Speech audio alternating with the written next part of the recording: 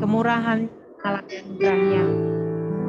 Sekalipun mungkin yang datang saat ini mungkin kita berbeban berat, memiliki persoalan hidup, namun marilah kita taruh semuanya di bawah kaki Yesus dan kita memuji, menyembah Tuhan sehingga kita bisa mendapatkan suatu terobosan baru, pandangan baru, sehingga kita bisa dimampukan untuk melewati hari-hari kita. Sebelum kita mulai, kita berdoa. Bapa, di dalam nama Tuhan Yesus Kristus, kami sangat mengucap syukur untuk segala kebaikan-Mu. Kami tahu Engkau Tuhan yang mencukupkan, Engkau Tuhan yang memelihara, Engkau Tuhan yang hidup, Engkau Tuhan yang membawa kami kepada tujuan, Engkau menciptakan kami. Kami sangat bersyukur Tuhan untuk anugerah-Mu, untuk keselamatan, untuk kekuatan yang Engkau berikan. Tidak ada lagi ya Tuhan selain Engkau. Saat ini ya Tuhan kami bersekutu di siang hari ini Tuhan. Kami memerlukan Engkau, kami memerlukan firman-Mu. Kami memerlukan ya Tuhan kebenaran-Mu untuk memerdekakan kami. Kami membutuhkan ya Tuhan kekuatan Engkau ya Roh Kudus. Sebab tanpa-Mu kami tidak mampu Tuhan. Terima kasih banyak Tuhan. Berkati ya Tuhan kebaktian kami ya Tuhan dari awal sampai akhir Tuhan. Berkati kami ya Tuhan. Berikan kami tanah hati yang baik Tuhan. Sehingga pada saat benih firman itu jatuh Tuhan. Dia akan tumbuh Tuhan. Dan berbuah berlipat kali ganda. Untuk hormat dan kemuliaan nama-Mu. Di dalam nama Tuhan Yesus Kristus kami bersyukur. Haleluya. Amin.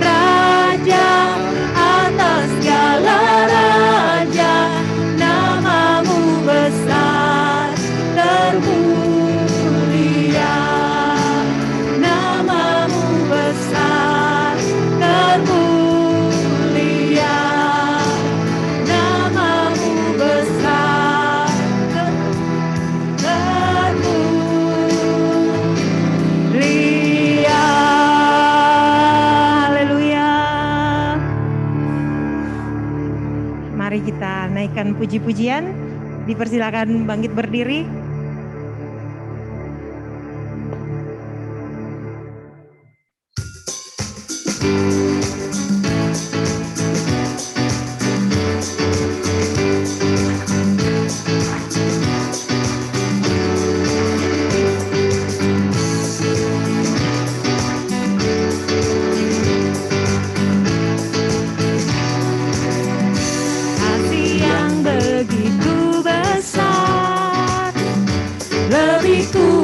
Dari dosa,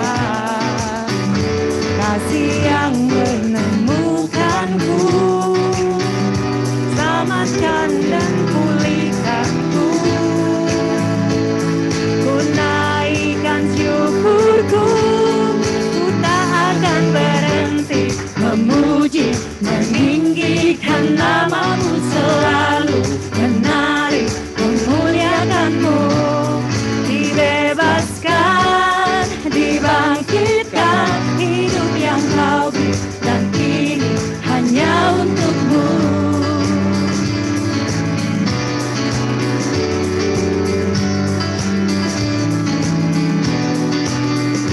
Kasih yang begitu besar, lebih kuat dari dosa. Kasih yang menemukanku, selamatkan dan pulihkanku. Ku naikkan syukurku, ku tak akan berhenti memuji, meninggikan namamu selalu, menari, memuliakanmu. Dibebaskan, dibangkitkan, hidup yang kau beri, dan kini hanya untukmu.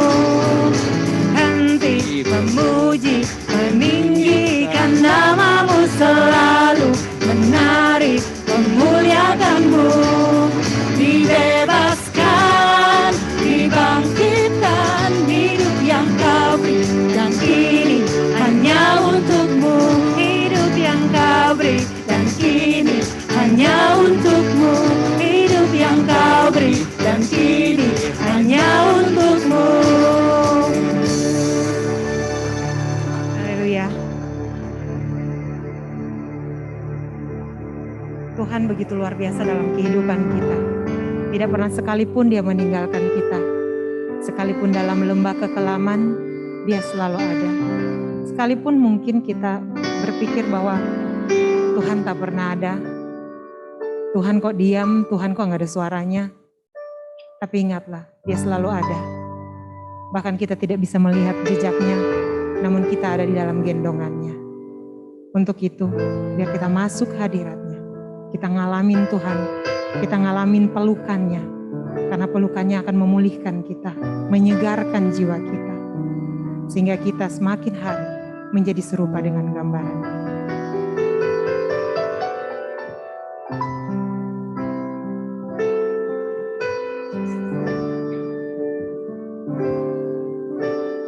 Masuk hadirat-Mu Tuhan, dengan korban pujian. Masuk hadirat-Mu Tuhan, berhiaskan kekudusan.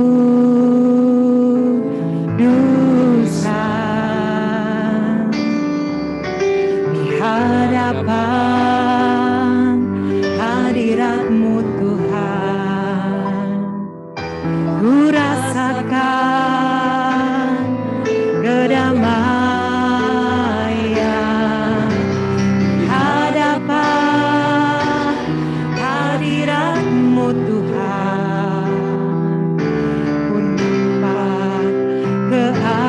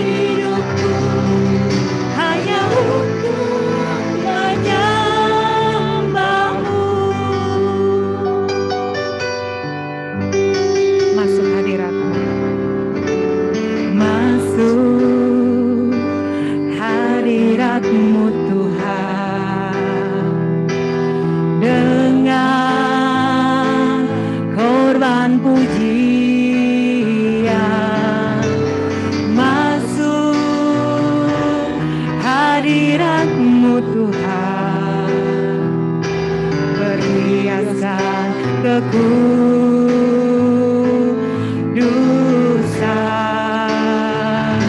di hadapan hadirat-Mu Tuhan. Ku rasakan kedamaian di hadapan hadirat-Mu Tuhan.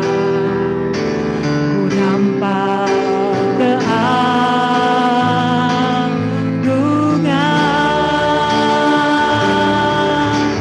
Yesus,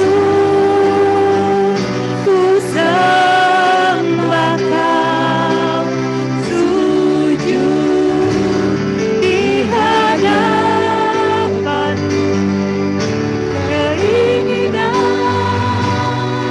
dalam hidupku hanya untuk menyembah-Mu. Yesus, ku sembah Kau, sujud di hadapan-Mu. Keinginan dalam hidupku hanya untuk menyembah. Keinginan dalam hidupku, keinginan dalam hidupku hanya untuk menyembah. Katakan sekali lagi, keinginan dalam hidupku, keinginan dalam hidupku hanya untuk menyembah-Mu. Terima kasih Tuhan, kalau kami boleh nyanyikan lagu ini dari hati kami. Kami percaya Roh Kudus yang mengajari, memberi kerinduan supaya kami hidup bagi Tuhan Yesus. Dan waktu kami hidup bagi Dia, kami menikmati favor, kami menikmati tuntunan, kami dibedakan daripada orang lain, dan kami boleh menikmati anugerah demi anugerah dalam kehidupan kami. Terima kasih. Siang hari ini ajari kami sederhana, jelas di hati kami masing-masing. Dalam nama Yesus kami sudah berdoa. Haleluya. Amin. Amin. Shalom. Silakan duduk. Senang sekali boleh beribadah di sini. Ya, PD Moria Sinarmas dan PD Immanuel Smart Friend, ya, puji Tuhan. Nanti setelah firman ada persembahan, saya kembalikan lagi berarti ya. Oke, puji Tuhan. Saya boleh lepas atau boleh? Puji Tuhan. Kita bersyukur ya kalau teman-teman di sini ada kesempatan bisa beribadah di tengah kesibukan di kantor ya. Bersyukur untuk hal itu, ada talenta, ada kemampuan untuk bisa menyanyi, bisa menyembah Tuhan, bisa main musik, dan terlebih lagi sebenarnya kerinduan untuk memuji Tuhan. Itu hal yang sangat penting sekali. Ya, kalau kita punya hati seperti itu, maka relatif jauh lebih mudah buat kita mengenali tuntunan Tuhan. Karena waktu kita mengagumi Tuhan lewat pujian penyembahan kita kepada Dia, mau nggak mau hati kita terarah kepada Dia. Dan hati yang terarah kepada Tuhan itu membuat kita bisa menangkap tuntunan Dia dalam kehidupan kita. Jangan lupa Tuhan itu peduli sampai hal-hal yang sepele. Bukan hanya waktu hari Minggu di gereja, atau waktu hari Jumat seperti ini, tapi dalam setiap bagian kehidupan kita. Karena Alkitab berkata rambut kepala kita terhitung, ya, tercatat. Artinya Dia sangat peduli. Ya, kalau yang mau liburan, akhir tahun mau jalan-jalan, coba libatkan Tuhan. Nanti akan melihat hal-hal sepele Dia tuh campur tangan. Dan kita bisa menikmati itu bukan karena sekedar kita punya fasilitas, ya, punya uang, tapi kemampuan untuk menikmati. Itu yang enggak semua orang punya. Ya, karena kalaupun kita punya uang, kita bisa beli sesuatu. Tapi yang namanya sukacita, yang namanya kesehatan, yang namanya banyak hal itu enggak bisa dibeli oleh uang. Tapi kalau kita melibatkan Tuhan, kita akan menikmati tuntunan Dia dalam kehidupan kita. Nah, kita akan bicara tentang favor in the office ya. Favor atau kemurahan di dalam kantor tempat kita bekerja. Dari kata favor ini kita mengenal kata favorit. Ya. Dan saya ingat seorang hamba Tuhan pernah datang di gereja tempat saya melayani. Ya, dan dia khotbah, dan salah satu khotbahnya dia katakan favor is unfair. Ya. Favor itu enggak fair. Nah, saudara akan melihat di Alkitab bahwa banyak hal Tuhan membuat perbedaan antara orang yang mengenal Dia, melayani Dia, dengan orang lain. Kita dibedakan, kita menjadi favoritnya. Dan kadang-kadang kita gak mengerti kenapa alasannya Dia pilih kita. Kecuali karena kita kenal Dia. Nah, dalam pekerjaan, favor itu perlu, saudara. Bahkan dalam setiap bagian kehidupan kita. Perlu favor. Kadang-kadang kita nggak sadar ya, kita merasa kita punya sesuatu. Ya. Sebagai contoh, sekian bulan yang lalu, ya ada salah seorang kerabat dari luar negeri mau ke Indonesia. Dan karena situasi pandemi membuat dia nggak bisa datang. Sulit sekali. Ya, alasannya apa? Hanya boleh soal pekerjaan. Karena itu zamannya PPKM dan sebagainya. Lalu dia merasa dia punya, oh bisa kok, saya hubungin ini, saya hubungin ini. Ya. Lalu dia coba hubungi kedutaan besar Indonesia di luar negeri itu, sampai 2 kali gagal. Nah, ketika sudah 2 kali gagal, tiba-tiba tuh ada perasaan di hati saya ini, aduh kasihan Tuhan. Ya. Saya setuju dia, saya pengen dia bisa datang. Karena ini penting. Dan tiba-tiba istri saya bilang, coba kontak si ini, kita kan kenal sama si A. Dan saat itu saya WA, saya bilang, sedang di mana? Saya ceritakan situasinya, dia bilang, oh ini pas saya di hadapan orang yang bisa menolong Bapak. Lalu orang itu kasih satu nomor referensi, ya, dan saya hubungi via WA, dan dalam waktu 3 jam, itu visa keluar. Tetap bayar. Ya. Nah, saudara bertanya, kok bisa begitu? Ya, itu yang namanya favor. Ya. Dalam kehidupan kita kadang-kadang kita itu, ini bukan soal siapa salah siapa benar saudara ya. Tapi kadang-kadang begini, kita belum tentu berada di tempat yang tepat pada waktu yang tepat, berjumpa dengan orang yang tepat. Poinnya itu. Ya, bukan karena kita kenal somebody, lalu urusan jadi lebih mudah. Kalau pikiran kita sampai di situ, artinya kita masih mengandalkan kekuatan manusia. Tapi kalau kita memandang bahwa di balik itu ada Tuhan yang bekerja, nah itu menandakan bahwa kita mengakui Dia dalam setiap bagian kehidupan kita. Nah, favor itu bukan luck, saudara, bukan keberuntungan. Kadang-kadang orang bilang, oh kebetulan gua ada di sini. Bukan, saudara. Itu Tuhan yang buka jalan. Sehingga saudara itu pada momen tertentu yang saudara butuhkan, memang saudara dibedakan daripada yang lain. Nah, ayatnya dalam bahasa Indonesia itu, Yohanes 1 ayat 16 dikatakan, dari kepenuhannya kita menerima anugerah demi anugerah. Ini terjemahan bahasa Inggris, ada banyak sekali versinya ya.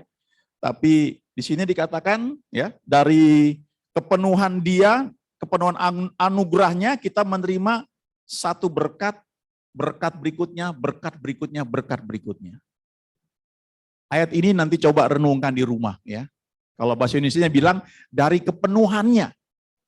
Kalau Yesus itu penuh dalam hidup kita, menguasai kehidupan kita, kita akan menerima bukan hanya satu, tapi anugerah demi anugerah demi anugerah.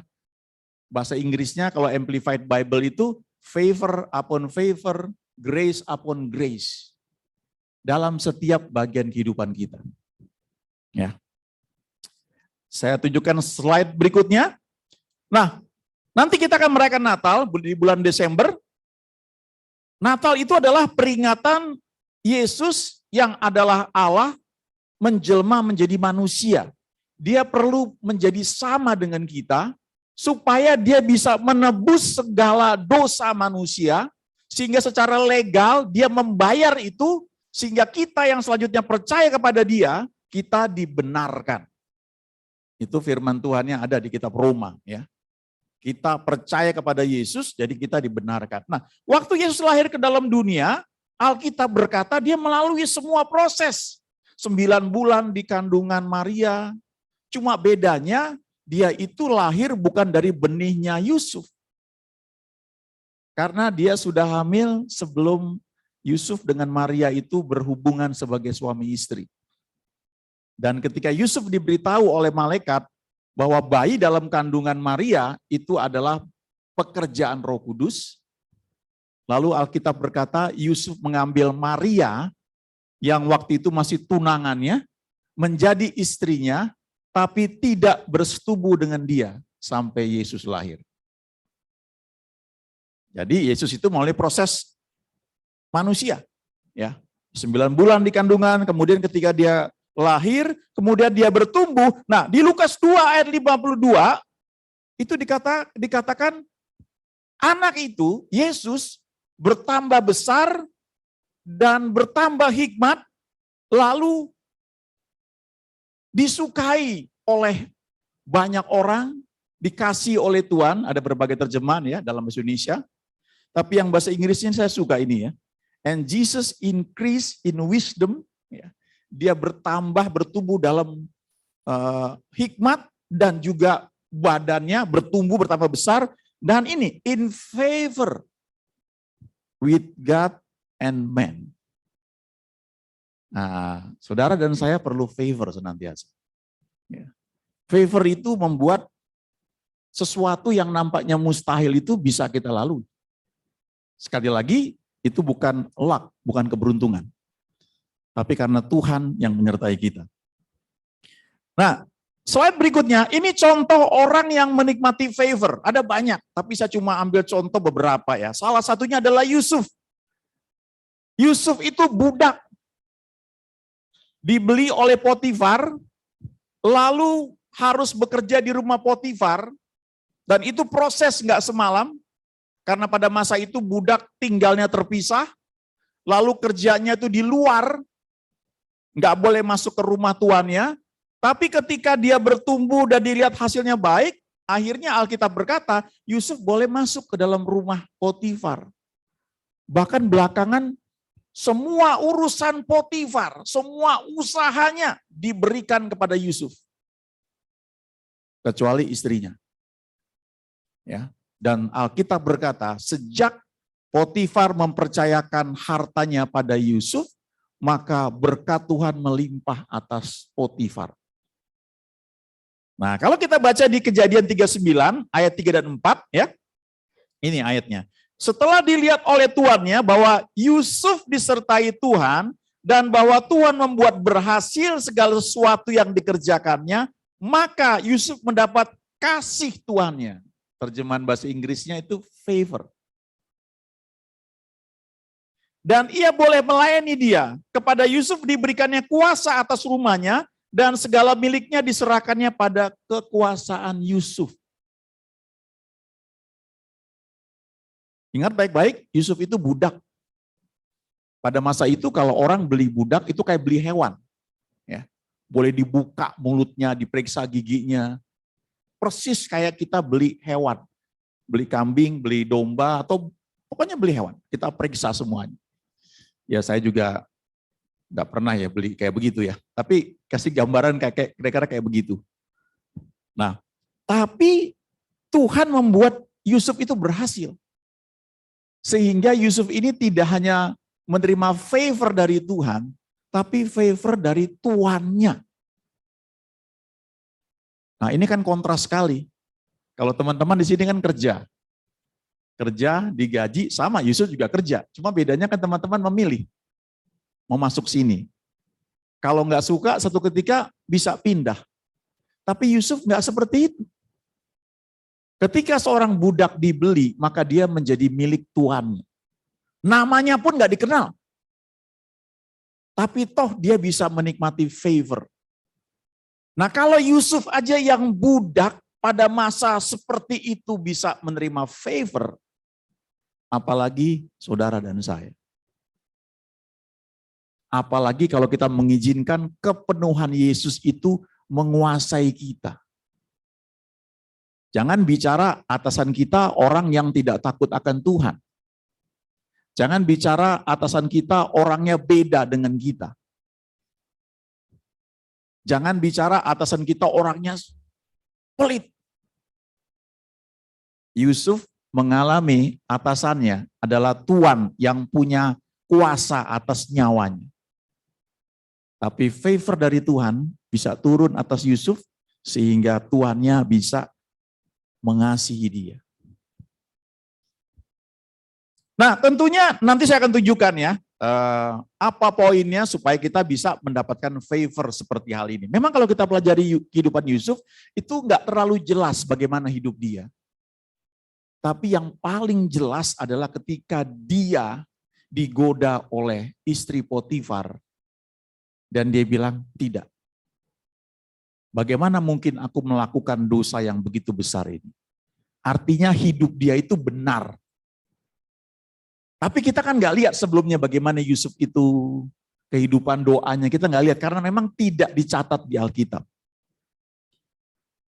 Nah, tapi secara praktis bagi kita yang bekerja di kantor, juga di organisasi manapun, di gereja, di mungkin organisasi pemuda dan sebagainya, ada hal penting yang perlu kita perhatikan dari Amsal 22 ayat 11. Itu yang sebelah ini. Ayatnya memang nggak tertulis ya, ini dalam bahasa Inggrisnya ini. Ya. Kalau bahasa Indonesianya tuh bilang begini, orang yang mencintai kesucian hati dan manis bicaranya menjadi sahabat raja. Orang yang mencintai kesucian hati dan manis bicaranya menjadi sahabat raja. Raja itu bisa berarti presiden, bisa berarti kalau di gereja pendeta kita, gembala kita, di mana kita melayani di bawah pimpinan beliau, ya pimpinan dia. Bisa juga bicara tentang atasan kita, tempat kita bekerja. Nah, Amsal 22 ayat 11 ini berkata, one who loves a pure heart, orang yang suka hati yang murni, and who speaks with grace, Indonesia bilang itu manis bicaranya, jadi waktu ngomong tuh cara bicaranya itu hati-hati, tidak melukai. Orang seperti ini will have the king for a friend. Raja itu menjadi sahabat dia. Atau dengan kata lain, raja itu percaya kepada orang ini. Nah, kalau saya terjemahkan secara praktis, teman-teman yang bekerja, yang pertama punya hati yang suci, benar. Tidak ada maksud untuk nusuk dari belakang kepada siapapun, apalagi kepada atasan.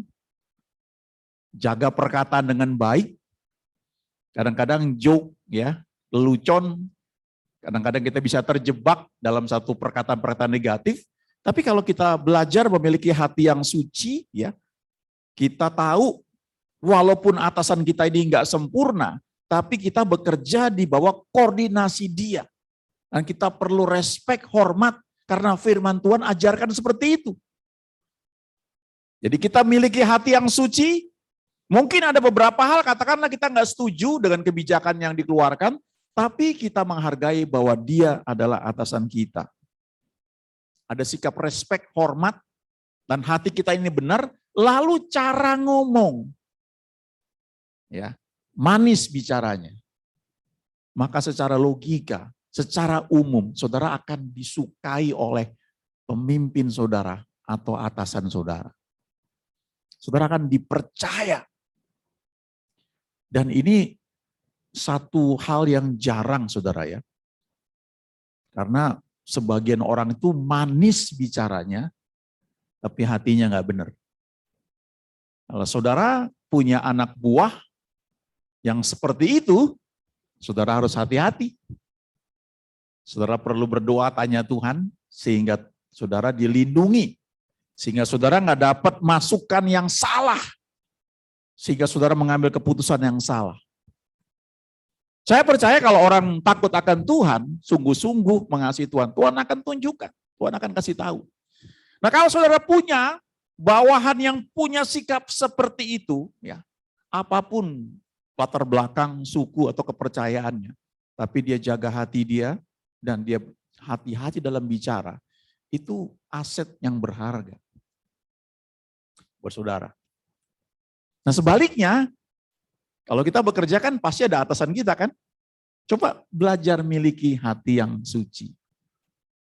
Satu ketika di gereja, kami butuh satu staf keuangan. Ya. Sudah banyak yang melamar, ya. Lalu dari sekian banyak itu ada yang satu cocok. Tapi dia kerja di tempat lain. Dan setelah saya ikut mewawancarai, dan saya bilang ini orang bagus. Ya. Lalu negosiasi, udah oke semua. Lalu salah seorang pemimpin di pelayanan minta dia cepat masuk, minggu depan masuk, karena kita butuh. Lalu saya bilang sama orang itu, minggu depan masuk ya, oke semua. Wah nggak bisa Pak, loh kenapa? Saya harus 1 bulan dulu Pak, menyelesaikan semua tugas-tugas saya, baru saya deliver. Lalu, kan kamu sudah nggak betah di sana, kan tinggal pindah aja. Nggak bisa Pak. Walaupun waktu wawancara ketahuan, dia tuh sudah nggak betah di situ. Akhirnya saya ngomong lagi dengan beberapa leader, akhirnya diputuskan, paksa aja katanya, masa dia nggak mau sih?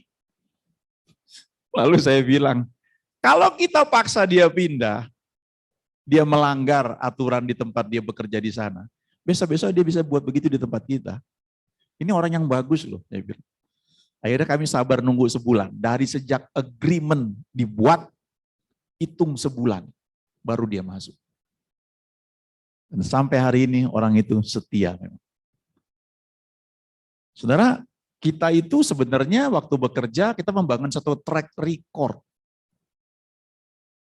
Saudara setia, kalau atasan saudara misalnya tidak memperhatikan saudara, atasan orang lain akan lihat itu. Satu ketika beritanya sampai, promosi akan datang. Saudara tahu cerita Yusuf?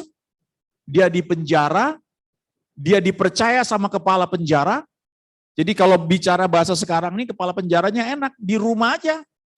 Yusuf yang urus semuanya, kunci penjara itu Yusuf yang pegang. Dan Yusuf tinggal lapor lewat WhatsApp, bos udah beres semua. Mungkin dia cuma foto atau video call dia kirim, udah semua beres bos. Kepala penjara nggak perlu repot-repot.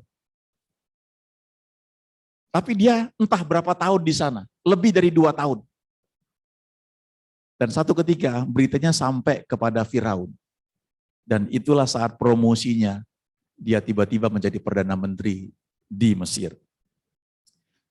Slide berikutnya, ya. Ini dia, ya, yang tadi saya ceritakan. Urutannya itu Kejadian 31 ayat 21, ayat 22 dan ayat 23. Ya. Yang tadi saya sebutkan. Tuhan menyertai Yusuf walaupun dia di penjara, tapi di ayat 21 dikatakan membuat Yusuf kesayangan bagi kepala penjara itu. Itu favor. Orang yang punya favor ditaruh di penjara pun dapat kemurahan.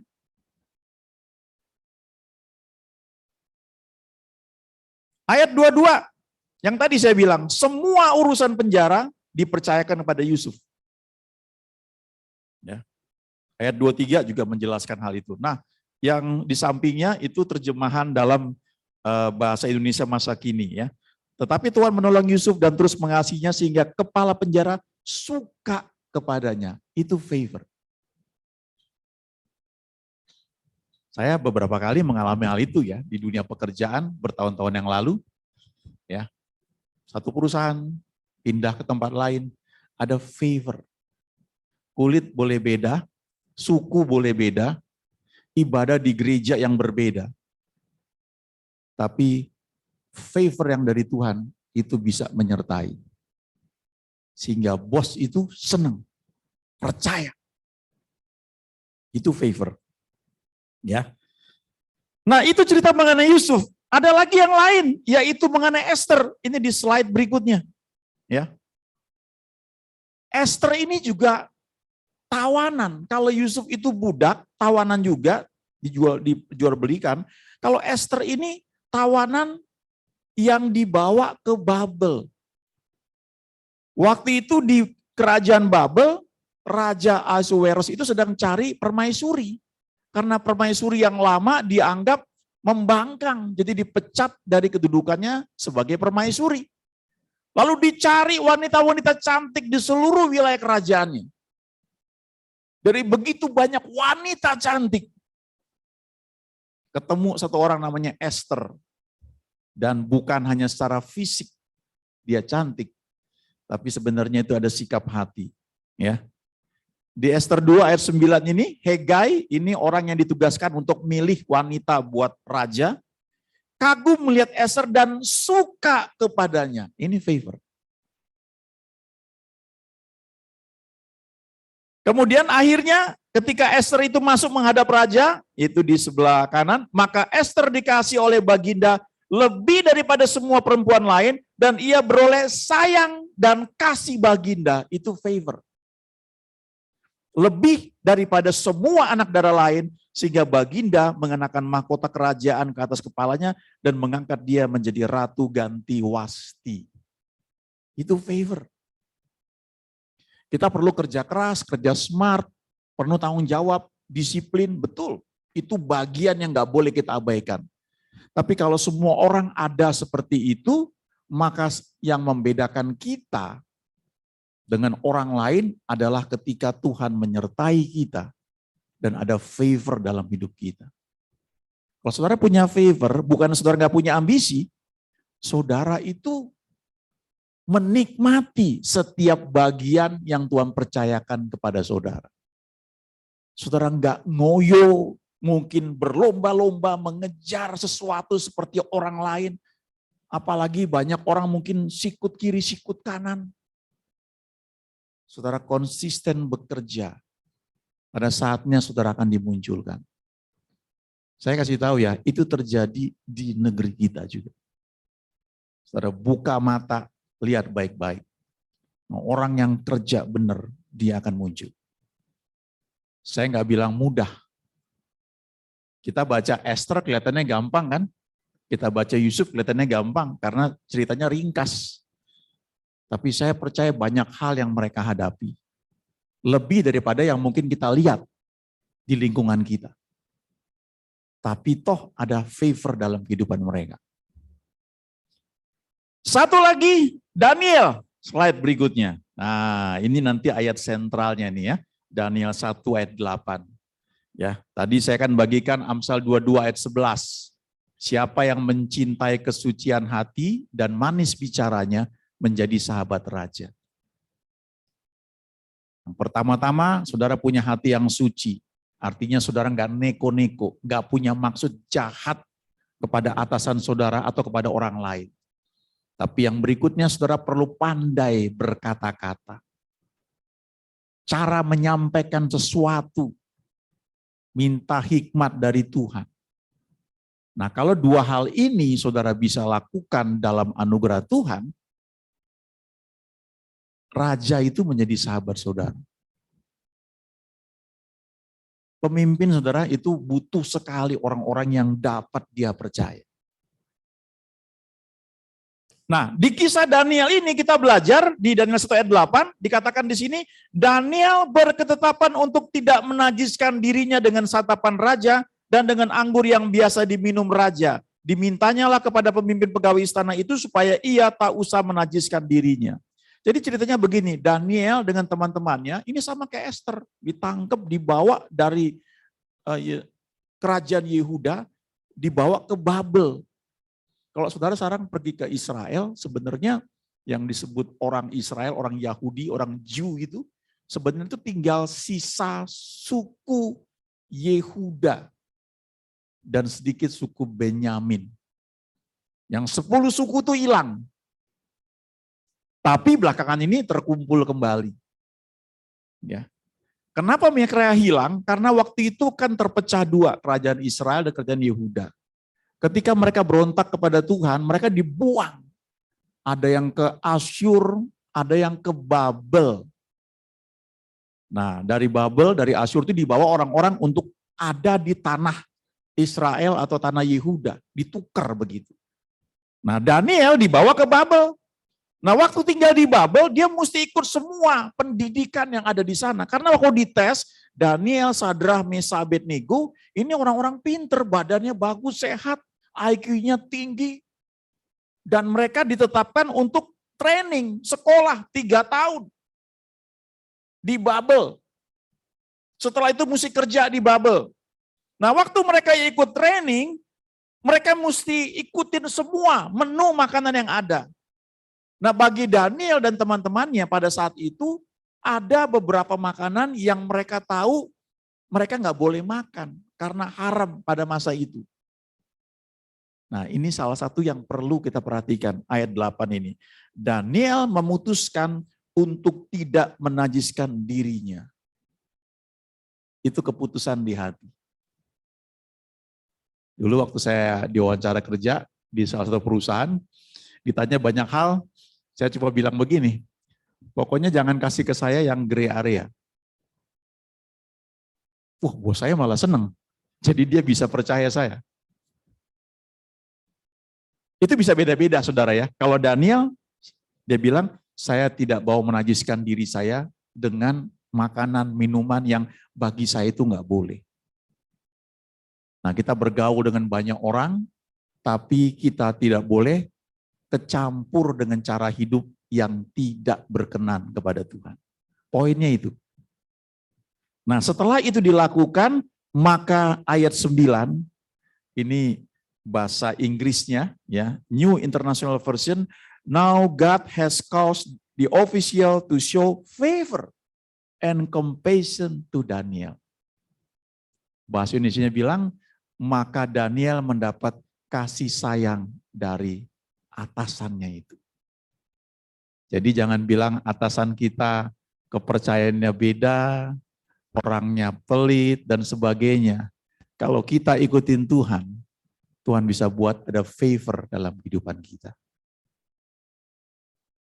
Nanti baca di Alkitab lebih jauh, Daniel ini diberkati luar biasa sehingga 3 atau 4 pemerintahan berganti, Daniel tetap di atas. Hebat itu.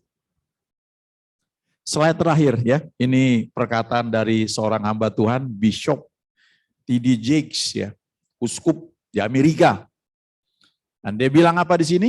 When favor is on your life, no matter what you are thrown in, you will always rise to the top. Kalau Anda punya favor, Anda boleh ditaruh di mana saja. Mungkin dibuang, tapi Anda akan naik. Saya bersyukur karena kami ya doa ya untuk semua. Tuhan mengajarkan untuk kita berdoa bagi lingkungan kita, negeri kita, kota kita. Dan saya melihat jawaban doa. Dan saya percaya itu juga terjadi dalam kehidupan kita di perusahaan tempat kita bekerja. Kalau saya boleh ringkaskan, ya, ada 3 hal yang bisa kita lakukan. Yang paling utama sebenarnya itu yang Daniel 1 ayat 8. Memutuskan untuk tidak ikut-ikutan dengan cara hidup yang tidak benar. Itu di hati. Waktu kita putuskan itu ada favor turun atas kita. Yang kedua, saya percaya kalau kita memang hidup benar, kita nggak akan punya hati yang bengkok kepada atasan kita. Kita akan respect, hormat, kita akan doakan karena keberhasilan atasan kita. Keberhasilan perusahaan tempat kita bekerja, itu rezekinya buat kita juga. Dan saudara sebenarnya sedang menyusun CV saudara, track record saudara. Dan yang ketiga, belajar komunikasi. Cara menyampaikan sesuatu. Supaya manis bicaranya, tapi hati kita juga benar. Amin. Ayo kita doa. Tuhan, terima kasih untuk beberapa hal kami pelajari pada siang hari ini, khususnya mengenai favor di dalam pekerjaan. Kami percaya ini firman untuk kami yang bekerja juga. Sehingga apa yang Tuhan janjikan buat kami boleh nikmati. Kami belajar dari Yusuf, dari Esther, dari Daniel, dan biar di zaman kami hidup saat ini, kami juga menjadi contoh bahwa firman-Mu berlaku bagi setiap orang percaya, termasuk bagi kami. Terima kasih Tuhan, dalam nama Yesus kami sudah berdoa. Amin. Amin.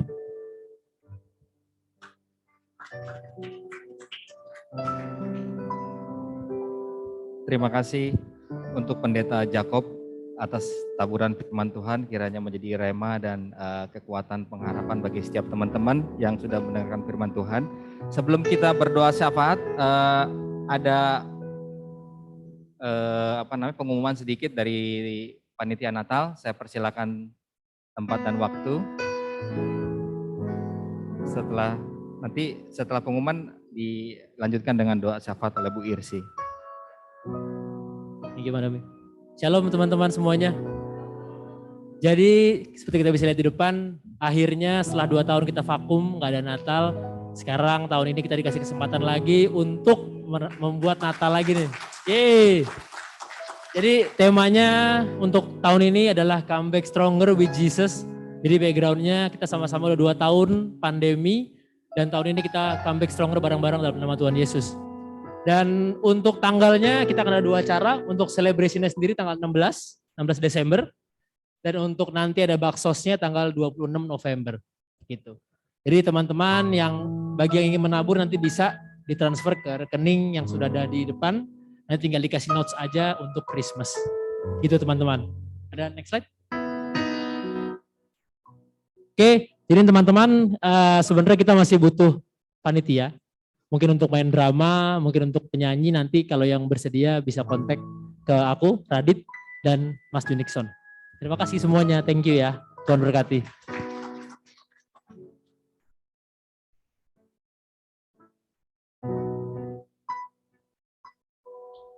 Bagus banget ya tema Natalnya, Comeback Stronger with Jesus. Nggak terasa memang di masa-masa pandemi kita benar-benar vakum. Tapi justru saya melihat justru di masa pandemi itu kita dipersiapkan Tuhan untuk melakukan sesuatu yang besar. Jadi di tengah masa pandemi itu banyak orang-orang yang mengalami hal-hal yang gak enak. Banyak yang kehilangan keluarga, banyak yang berduka, banyak yang mengalami ketakutan, mengalami stres. Tapi kalau saudara ada di sini, itu oleh karena favor-nya Tuhan. Amin. Itu karena favor-nya Tuhan.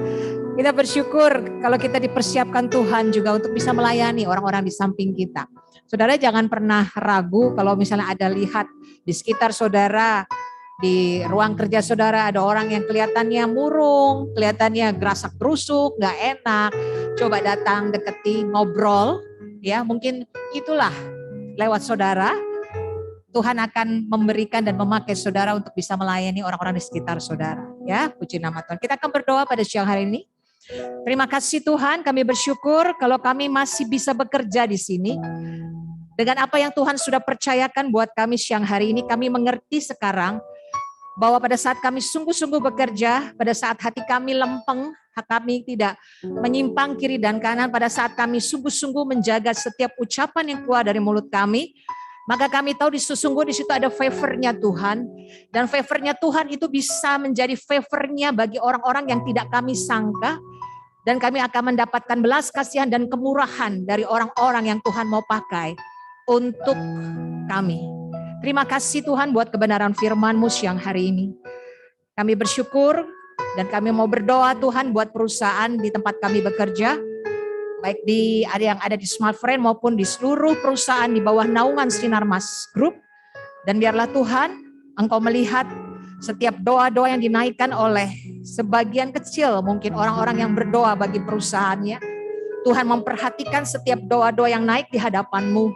Dan Engkau juga akan menolong dalam setiap perjuangan dari setiap company-company kami ya Tuhan. Engkau tidak tinggal diam dan Engkau bekerja. Engkau memakai setiap hal-hal, strategi-strategi ataupun hal-hal yang dilakukan di dalam perusahaan kami.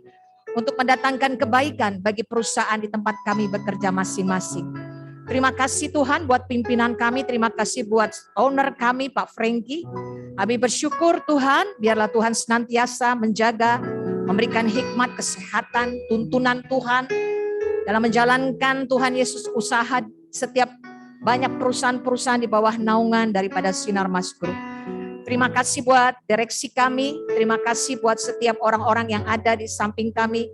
Terima kasih buat selama kami bekerja Tuhan mensupport kami. Terima kasih untuk semuanya ya Tuhan. Kami juga berdoa buat bangsa dan negara kami. Kami bersyukur kalau Tuhan hari-hari ini menyatakan Engkau tetap ada di dalam setiap pergumulan bagi bangsa dan negara kami. Tuhan bekerja dan Tuhan mengangkat satu demi satu orang-orang yang Tuhan pakai untuk bisa membawa kesejahteraan bagi bangsa kami. Berkati presiden kami, berkati seluruh orang yang terlibat di dalam pemerintahan kami. Pakai semua aparatur negara yang ada ya Tuhan. Dan senantiasa ada roh takut akan Tuhan. Dan mereka akan setia menjalankan jabatan mereka, janji mereka ya Tuhan, untuk mensejahterakan banyak orang. Terima kasih Tuhan, kami mau serahkan doa kami, kehidupan kami masing-masing, pribadi lepas pribadi, keluarga kami. Tuhan mengenal setiap harapan-harapan kami, pergumulan kami bagi mereka yang sakit, Tuhan juga tolong. Karena Engkau adalah Jehovah Rafa, Allah yang memberikan kesembuhan. Engkau juga memberikan kekuatan bagi orang-orang yang saat ini masih terus bergumul. Biarlah kekuatan dari surga itu akan menolong setiap kami melewati masa-masa yang sulit. Dan Tuhan akan menyatakan pertolongan Tuhan pada waktunya. Terima kasih persiapan Natal yang akan sebentar kami jelang. Engkau pakai semua panitia dan beri kesatuan hati buat mereka. Agar semuanya nanti akan membuat setiap orang kagum. Dan menyatakan bahwa Yesus Kristus itu adalah Tuhan. Semua orang akan melihat kekaguman Tuhan. Semua orang akan melihat karya Tuhan dalam setiap kehidupan kami, termasuk dalam perusahaan kami masing-masing. Terima kasih Bapa. Dalam nama Tuhan Yesus kami berdoa. Amin. Silakan Pak Pendeta untuk tutup dalam doa berkat.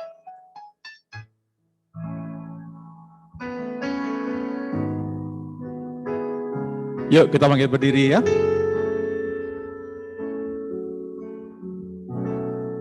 Kita angkat kedua tangan kita, arahkan hati pada Tuhan dan terimalah berkat Tuhan. Berkat dari Allah Bapa, anugerah demi anugerah, cinta sayang dari Tuhan Yesus menyertai saudara semua. Juga pewahyuan, pengertian akan cintanya yang ajaib itu turun menguasai saudara. Saudara hidup dalam limpahan kasih Tuhan. Demikian juga tuntunan Roh Kudus, penyertaan Roh Kudus ada pada saudara.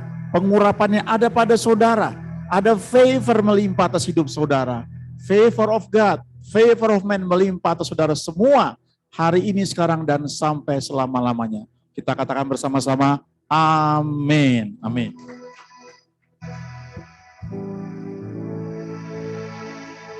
Kita waktunya sebentar. Pertama kami mengucapkan banyak terima kasih untuk saudara-saudari yang sudah menyempatkan waktu siang hari ini beribadah. Khusus kepada Pak Hadi Wianto. Teman-teman mungkin yang belum kenal Pak Hadi Wianto, salah satu senior di Persekutuan Doa Immanuel. Terima kasih Pak Hadi untuk kedatangannya Pak.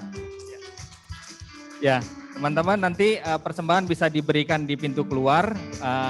Juga nanti ada snack yang akan diberikan ke masing-masing teman-teman. Tuhan Yesus memberkati kita semua. Amin.